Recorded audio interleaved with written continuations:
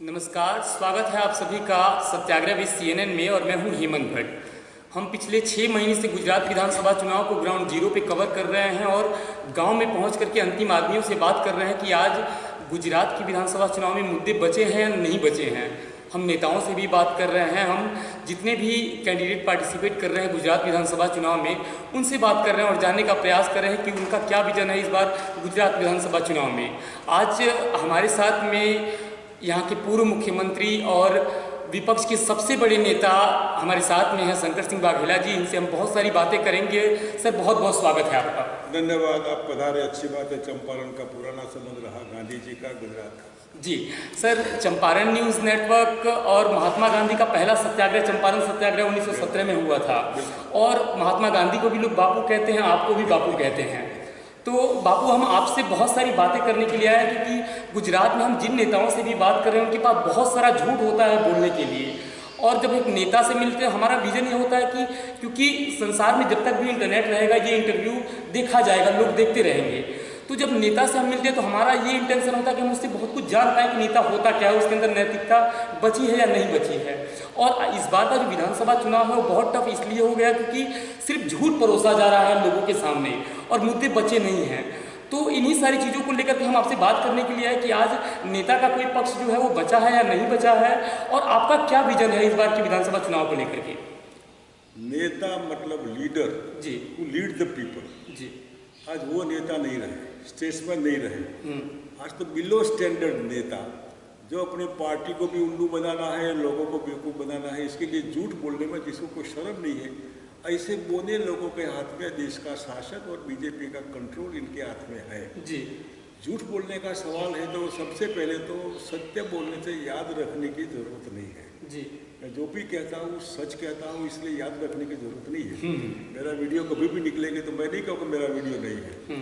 यही जो झूठ वाला मामला है, तो जब मनमोहन सिंह जी की सरकार थी 2009-14 तक, उस समय महंगाई, गैस के भाव, डीजल पेट्रोल के भाव, ये वो मनमोहन सिंह जी बोलते नहीं, दुनिया भर के मतलब बिलो स्टैंडर्ड बातें करना जी, न शोभा देने में। तो नेता नहीं, कोई टपोरी की भाषा जो होती है वो भाषा का प्रयोग सुनकर, और वही बात आज 2022 में जब आपको सुनाते हैं तो कम से कम ये तो देखिए कि आपने क्या बकवास किया था और अब क्या हो रहे हैं। तो अब कहिए ना, क्यों गैस के भाव बढ़े, अब क्यों डीजल पेट्रोल के भाव बढ़ाए, अब क्यों इकोनॉमी खत्म हो रही है। ये जो चीज़ें हैं ना, ये ऐसे झूठे लोगों के हाथ में बीजेपी की शासन है राज्य का 27 साल से और देश में 8 साल से। लेट पीपल एंजॉय कि इन्होंने वोट दिया है, भाषण सुन कर, तो भाषण तो कोई होता है अच्छा बोलने वाला, कोई गज़लकार होता है या कोई शायर का मुकाबला होता है तो पूरी रात चली जाती है तालियां बजा बजा कर। ये शायराना माहौल देश में भाषण सुन कर लोगों ने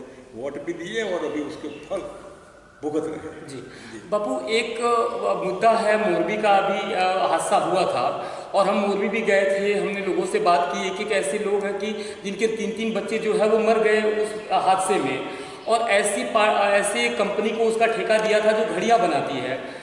दूसरी बात है कि जो लोग परेशान हैं, जिनके पास मुद्दे हैं, जो लोग सच में भ्रष्टाचार से इस समय त्रस्त हो गए हैं, उनकी कोई सुनने वाला नहीं। करप्शन इतने बड़े लेवल पे है।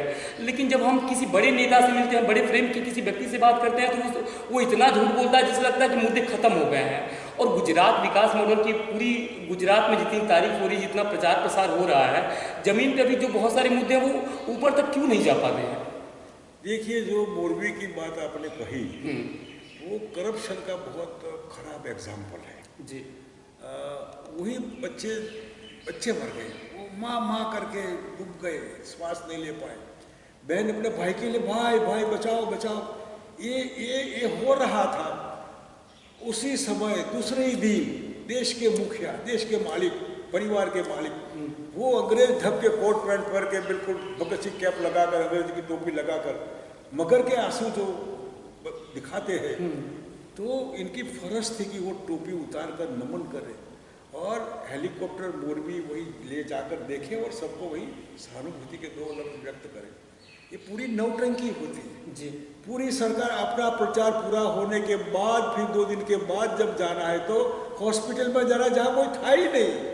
मैं गया तो एक आदमी के पैर पर 6 इंच का एक पाटा लगाया था। जी, जब पीएम आने वाले तो 15 ईंट का वो पाटा हो गया व्हाट इट इज, और वहाँ रिसेप्शन मैरिज का हो, ऐसी हॉस्पिटल को सजाई गई, व्हाट इज, क्या हो रहा है। देश के लोग समझे कि ये तमाशा जो है ना, नौटंकी हो रही है ना, वो आपके बलबूते पर है, आपके भविष्य के लिए है जी।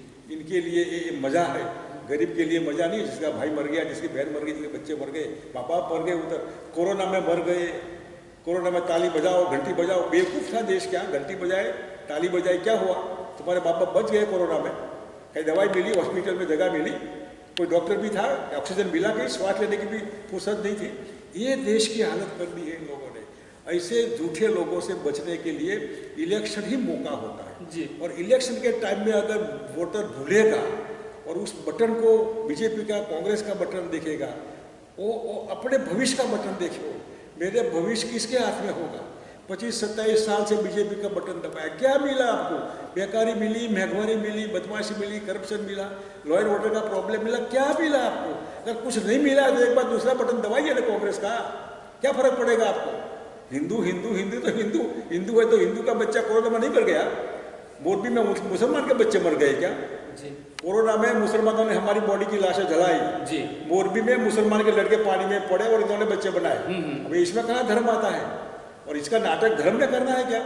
लव जिहाद, लव जिहाद, अगर हिंदू की लड़की को मुसलमान ले जाए तो लव जिहाद, और हिंदू की बच्ची अगर खुद मुसलमान के घर में जाती है, ये कहने वाले हिंदुओं की बच्ची है, दर्जन सारी बच्ची है, जिनके दामाद मुसलमान है जी। कोई शर्म है आपको क्या। उस समय कहिए लव जिहाद, हिंदू का ठेका ले रखा है और बच्ची आपकी मुसलमान को शादी करती है। मैं उस हक में हूँ कि प्रेम प्रेम होता है, वो धर्म नहीं देखता है। मैं तो बच्ची का कसूर नहीं, और लेकिन हिंदू ठेकेदार जो है ना, इनको मैं कहता हूँ कि जो बन गए हिंदू भक्त, ये अंधे भक्त बने, इनको मैं कहता हूँ कि देखो इनकी बच्ची है, मुसलमान दामाद है इनका, और आपको हिंदू, आपको कहा हिंदू है, मुसलमान मार डालेंगे, मुसलमान मार डालेंगे तो इनकी बच्ची को मुसलमान ने नहीं मार डाली क्या जी, उसका तो भांजा होगा, दामाद होगा इनका। ये जो है ना नौटंकी नाटक समझिए, देश की जनता समझे कि हमारे साथ क्या हो रहा है, कौन से हिंदू, कौन से मुसलमान, कौन से अयोध्या मंदिर, कौन से विश्वनाथ, कौन केदारनाथ, कहीं भगवान राम की इतनी फोटो दिखने मिली आपको खाद मुहूर्त में, कहीं केदारनाथ में भगवान जो केदारनाथ जी थे अंदर के घर पर गुरु में वो दिखने मिले क्या। क्या बनारस काशी में काशी विश्वनाथ दर्शन का मौका मिला, 55 मिनट 55 कैमरा लगे, 55 कैमरा लगे थे, क्या भगवान के लगे थे, भगवान राम के लिए कैमरा अयोध्या में लगे थे, केदारनाथ में भगवान कहाँ थे, कौन से भगवान के दर्शन किए आपने। ये जब समझिए कि खुद की नौटंकी है, देश को बेवकूफ बनाने का धंधा है। हम वापस इसी पे आ रहे हैं। अभी एक कहावत है कि धर्म कहाँ तक पाला जाए, युद्ध कहाँ तक टाला जाए, तू भी है राणा का वंशज फेंक जहाँ तक भाला जाए, और अंत में कवि कहते हैं कि दोनों तरफ लिखा हो भारत, सिक्का वही उछाला जाए। तो बापू अभी राजनीति में धर्म की क्या जगह है, क्योंकि राम न्यूज़ का मुद्दा नहीं है, राम के ऊपर कोई बहस नहीं होने की वजह है, और जितनी भी बहस हो रही है न्यूज़ चैनलों में वो राम को लेकर के, धर्म को लेकर को, हिंदू मुसलमान को लेकर के, जातियों को क्यों इतना बांट दिया जा रहा है कि आम आदमी जो ग्राउंड जीरो पे बैठा है, जिसको राजनीति से, किसी मंत्री से कोई मतलब नहीं है, वो आम आदमी अपने महंगाई से, अपने जीवन से परेशान है, तो उस आम आदमी को एक दूसरे का दुश्मन क्यों बनाया जा रहा है। देखिए ये जो है ना, अपनी राजनीति का उल्लू सीधा करने के लिए जी, अपने पार्टी को मजबूत करने के लिए अपना शासन लाओ, फिर दुनिया भर में जाए, लोग मरे। ये राम मंदिर का आज का मुद्दा तो है नहीं, या जो कि कई मुद्दे इस देश में, राम का जो है ना, मेरा अपना धर्म मेरे को तय करना है, या जो भी कश्मीर में हो रहा है। एक कौन है पंडित, अयूब पंडित, तो पंडित कल अयूब नाम नहीं था, उसका नाम राम था, आज रहीम पंडित हो गया। कितने कश्मीर के पंडितों को आपने क्यों मुसलमान बनाए जी। इस देश में जितने मुसलमान बने तो वो हिंदू कहाँ मर गए थे जिन्होंने इनको मुसलमान बनने दिया। और आज भी आप जैसे क्रिश्चियन कन्वर्जन होता है, सेवा करिए ना, आप भी कुछ मत करिए, वापस लाइए आपको अगर ये है तो, फिर हिंदू बनाइए हिंदू। आपकी सेवा ऐसी हो कि लोग आपसे आगे पास आए। तो कश्मीर में यही कन्वर्जन हुआ। आज के मुसलमान कल हमारे भाई थे, आज का पाकिस्तान कल हमारा भाई था। उसको आप धर्म के हिसाब से मत बांटिए, हुआ बंटवारा धर्म के नाम, नतीजा देखा, लाखों लोग मर गए। ये जिसकी एम्बिशन पूरी करने के लिए देश का विभाजन हुआ, हिंदू मुसलमान के लाख लोग, हिंदू मर गए, मुसलमान मर गए। फिर भी मार रहे हैं तो मारो ना। आज फिर से वही हो रहा है, देश को छोटा करने का, देश तोड़ने की साजिश बीजेपी की ओर से हो रही है। हिंदू मुसलमान और ये हिंदू, मैं हिंदू हूँ, मुझे किसी की सर्टिफिकेट की जरूरत नहीं है, आप क्यों याद करवाते? अभी गुजरात के इलेक्शन में 370 कहाँ आता है? गुजरात के इलेक्शन में टेररिस्ट कहाँ आता है? गुजरात के इलेक्शन में और भी कई मुद्दे कहाँ से आते हैं, क्यों आते हैं? आप रोटी देने की बात करिए ना, मेरा पेट भूखा है। आप मेरे बच्चे को नौकरी देने की बात करिए ना, वो अनएम्प्लॉय है। मेरी माँ बीमार है, उसको दवाई खाना, अच्छी दवाई मिले, डॉक्टर, वो बात करिए ना। करप्शन न हो, यही मैं जाता हूँ काम के लिए, वो कम करिए ना, वो नहीं करना है। आपको हिंदू बनाना है और कोरोना में ताली बजाओ, थाली बजाओ, मतलब मजा करो। ये जो है ना, मैं हिंदुओं को अपील करना चाहूँगा, मेहरबानी करके आप सोचिए, आप हिंदू हैं तो क्या आपका लड़का बेकार नहीं है? आप हिंदू थे तो कोरोना में बच गए क्या? आप हिंदू हैं तो बेकारी नहीं है आपको? ये चीज़ सोचिए। इनको तो वही इनकी रोटी, इसमें हिंदू कहने में इनकी रोटी सेकने वाली है। आपको बेवकूफ़ बनाकर वोट ले जाएंगे, फिर आप भाग में जाए, मरो।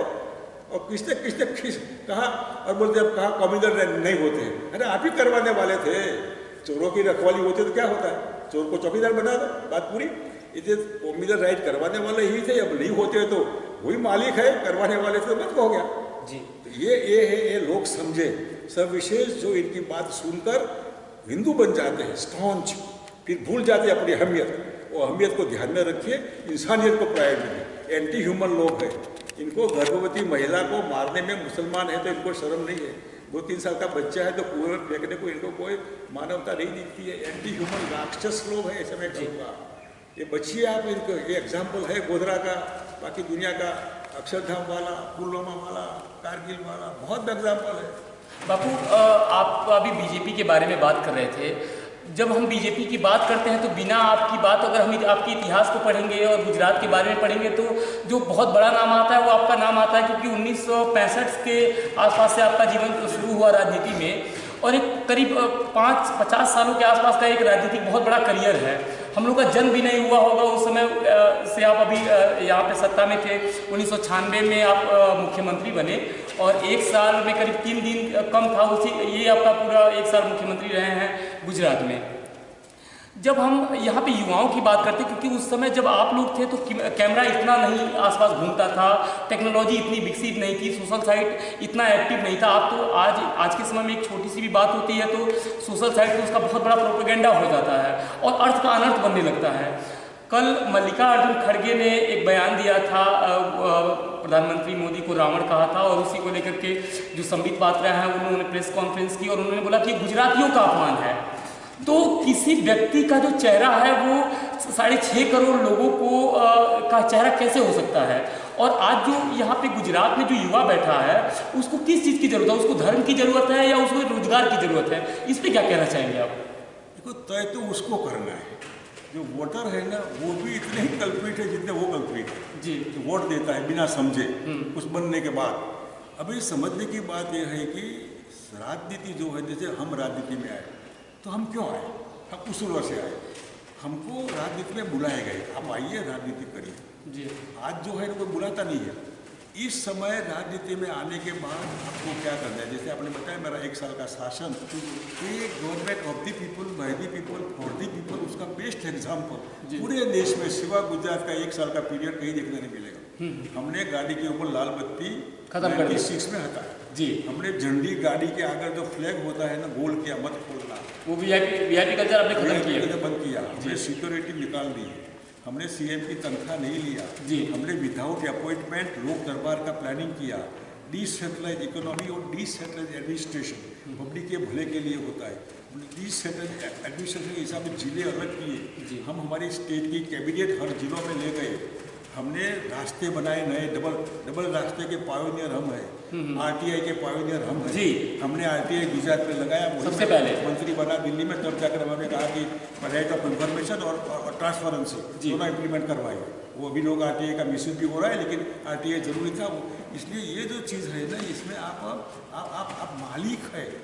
आप एक दिन के लिए मालिक नहीं है। अभी तो एक दिन के लिए आप मालिक है, 5 साल के लिए गुलाम है। मैं उन गुलामों को कहूँगा गुलाम मत रहिए, मालिक बनिए। एक दिन वोट देकर 5 साल मालिक बनिए। आपको मालिक बनने के लिए एक वोट, एक मात्र बटन दबाने का वो जी सवाल है।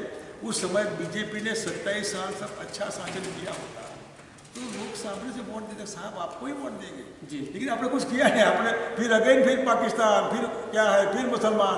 2002 के दंगे, यार क्या जरूरत है, क्यों घाव पे मलहम लगाते हो, नमक क्यों छींटते हो इतने साल के बाद, क्या कमी है, क्या खामी है आपकी। गांव में पंच होता है ना, सरपंच होता है गाँव में, लोग उसको 5 साल के बाद साहब चाचा फिर से पापा बनिए, आप हमारे पंच बनिए, आपने हमारे 5 साल अच्छा किया है।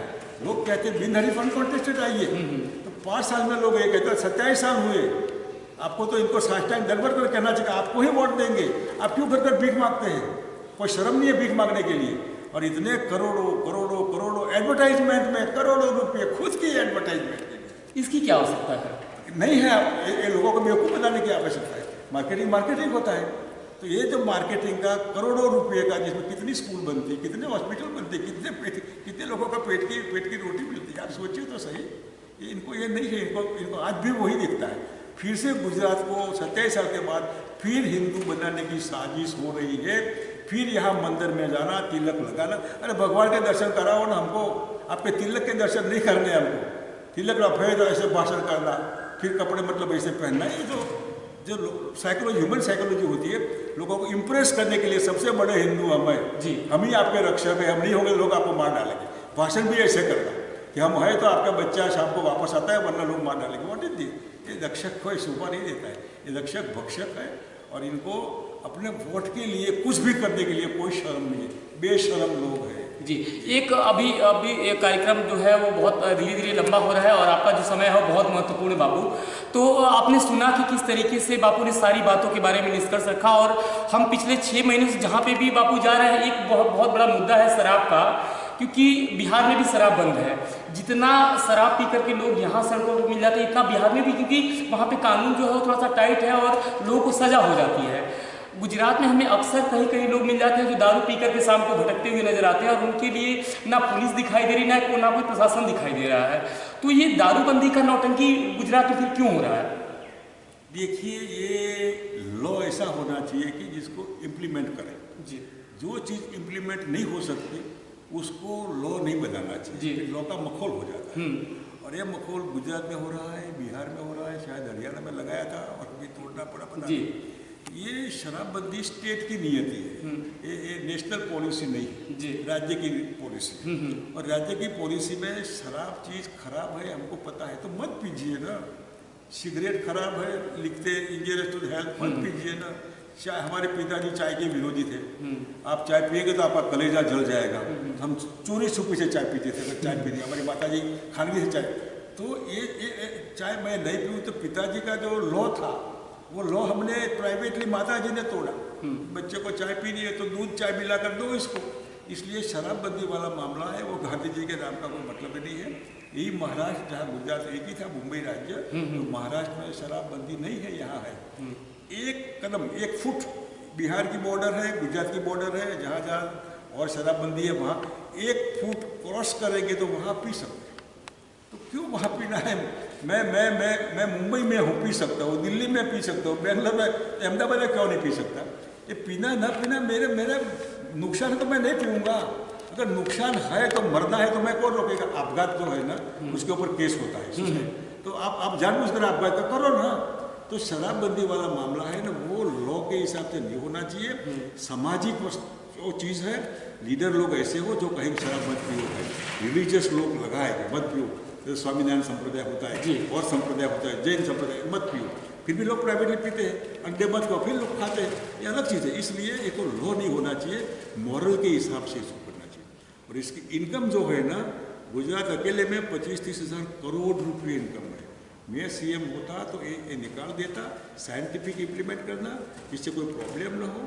यहाँ महिलाएं, 30 साल की महिलाएं लाखों में है, 15-25 लाख, वो आकर मेरे को कहते हैं बापू शराबबंदी निकालिए, मेरा पति जो है ना केमिकल का पी कर मर गया, तो अच्छा शराब मिले तो अच्छी बात है। तो हम महुए की शराब देने के हक में है, चावल की शराब दो, गुड़ की शराब दो, गुजरात तो शुगर बहुत है उसकी शराब दो। वो शराब वो पिएगा तो उसके ऊपर दूध, अमूल का दूध की बोतल होती है ना, उस कंटेंट लिखा होता है। तो सरकार डिस्टिलरी के लिए लोन दे, ट्राइबल इलाका बहुत बड़ा है, ट्राइबल बच्चों को लाइसेंस दे, ग्रेजुएट अनएम्प्लॉयमेंट हो, लोन दे 10 लाख रुपए की, डिस्टिलरी का सुपरविजन करे। और प्रोडक्ट जो महुए की प्रोडक्ट है, एक कीमत है उसका, कॉस्ट ऑफ प्रोडक्शन रखिए रोड पर, ले जाएगा। और पीकर गड़बड़ करता है तो अंदर करो। उसकी वाइफ भी कंप्लेन करती है तो अंदर कर दो इसका। और ये पैसे से एजुकेशन गुजरात में पोस्ट ग्रेजुएशन तक फ्री हो सकता है। हेल्थ पूरी पॉलिसी आज 10 लाख का इंश्योरेंस गवर्नमेंट दे सकती है, यानी कि जो दवाई हॉस्पिटल और स्कूल कॉलेजेस महंगा पड़ता है वो महंगाई खत्म हो जाए, यही इनकम। एक प्रश्न अंतिम प्रश्न करेंगे क्योंकि सेशन बहुत आपका लंबा हो जाएगा। एक आप समझ पाए होंगे कि बापू की जब सरकार थी 1 साल तक, और इनकी सरकार को टनाटन सरकार कहते हैं क्योंकि बहुत तेज़ी से काम होता था। करीब 1 लाख लोगों को नौकरियां मिली आपकी सरकार में, और 33% महिलाओं को आरक्षण मिली हर क्षेत्रों में। तो एक जो बोलते हैं क्रांतिपूर्ण बदलाव गुजरात में हुआ इनकी 1 साल की सरकार में। बापू, कार्यक्रम का अंतिम प्रश्न करेंगे आपसे कि गुजरात के लोग देख रहे हैं और इस बार विधानसभा चुनाव में वो किस प्रकार से पार्टिसिपेट करें, और जो पार्टियां हैं वो किन मुद्दों पे उनको चुने, उनके बारे में क्या कहना चाहेंगे गुजरात के लोगों के बारे में? क्योंकि गुजरात के गाँव में हम जाते हैं, कोई ऐसा गाँव नहीं जहाँ पे आपको लोग जानते नहीं हैं। तो जो इतनी बड़ी छवि है बापू की, तो बापू गुजरात के लोगों से क्या कहना चाहेंगे और देश के लोगों से क्या कहना चाहेंगे लोकतंत्र के इस पर्व के बारे में? मैं जरूर कहूँगा, जैसे महिलाओं की बात की तो हमने महिला पंच होते हैं हमारे यहाँ जी, तो तलाटी पटवारी वो हमने महिला पटवारी कंपलसरी किया जी। तहसील पंचायत की अध्यक्ष महिला होती है तो उस टीडीओ को हमने महिला इंट्रोड्यूस किया 2 पोस्ट को। अब आप जो कहते हैं ना, मैं नीरस इलेक्शन में कोई इंटरेस्ट लोगों को नहीं है। 27 साल के साथ उब गए, फिर हिंदू मुसलमान आ जाता है। मैं गुजरात की जनता को, देश की जनता को मैं विनती करना चाहूँगा आपके माध्यम से, मेहरबानी करिए आप आपका देखिए। पार्टी है तो मार्केटिंग करेगी, पार्टी है तो गप मारेगी, पार्टी है मैनिफेस्टो कहेगी, मुफ्त देना ये करना, लेकिन वो आपके ऊपर दारमदार है।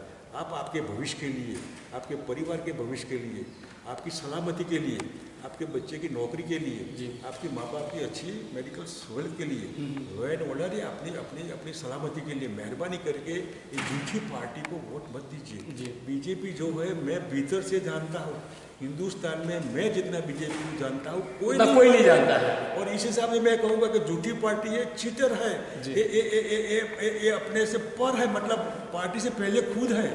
इनके लिए पहले वो है, बाद में पार्टी, बाद में देश। गलत लोग कहते हैं कि ये हम राष्ट्र नहीं है, ये पहले खुद है, फिर पार्टी, फिर देश। इससे आप बचिए। इन लोगों को एक बार 27 साल में गुजरात में आप मदद करिए, इनको हटाइए, कांग्रेस लाइए जी। 5 साल में कांग्रेस ठीक नहीं की तो चेंज कर दीजिए ना, क्या फर्क पड़ेगा। इसलिए मैं 2 हाथ जोड़कर विनती करता हूँ, कल 1 तारीख है जी, पहले चरण का चुनाव, दक्षिण गुजरात और सौराष्ट्र का इलेक्शन है। आप कमल को वोट मत दीजिए, पंजे को वोट दीजिए, पोलराइज करिए और आपका भविष्य संभालिए आपके लिए जी। 5 तारीख वाले फिर आप कमल को हटाइए, पंजे को वोट दीजिए, फिर पोलराइज करिए, आपके लिए, आपके भविष्य के लिए, शंकर सिंह वाघेला के लिए नहीं, आपके लिए। प्लीज संभालिए अपने आप। धन्यवाद। बहुत बहुत धन्यवाद बापू, आपने अपना इतना महत्वपूर्ण समय दिया। और हम अभी गांधीनगर में बापू के घर पे बैठे हैं। हम और भी जगहों पे जाएंगे और कवर करेंगे, बात करने का प्रयास करेंगे कि जो विधानसभा चुनाव की परिस्थितियां चल रही है उसमें बदलाव संभव है या नहीं संभव है। तो आप बने रहे सत्याग्रह CNN के साथ, इस एक्सक्लूसिव रिपोर्ट के साथ। बहुत बहुत धन्यवाद आप सभी का। नमस्कार।